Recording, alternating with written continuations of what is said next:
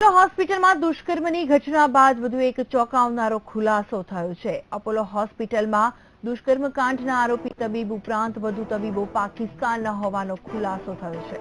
આ ખુલાસો state IB તરફથી મળેલા ઇનપુટ બાદ થયો છે। તો આ ખુલાસા બાદ આઈબીએ અપોલો હોસ્પિટલના મેનેજમેન્ટ પાસેથી સ્ટાફ અંગેની વિગતો માંગી છે।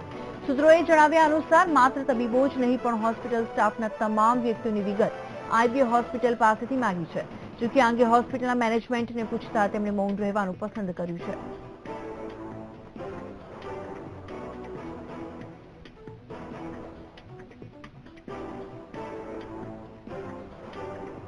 તો બીજી તરફ અપોલો હોસ્પિટલમાં યુવતી પર થયેલા દુષ્કર્મ કેસના બંને આરોપીઓને સેન્ટ્રલ જેલ મોકલવામાં આવ્યા છે। કોર્ટે બંને આરોપીઓના 2 દિવસના રિમાન્ડ મંજૂર કર્યા હતા।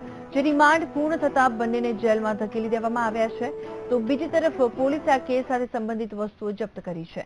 પીડિતા અને બંને આરોપીઓના કપડાં, ચાદર અને મોબાઈલ જપ્ત કર્યા છે। તો આરોપીઓ સામે પોલીસે વધુ એક ગુનો દાખલ કર્યો છે। પોલીસે ફોરેનર એક્ટના ભંગનો ગુનો પણ નોંધ્યો છે।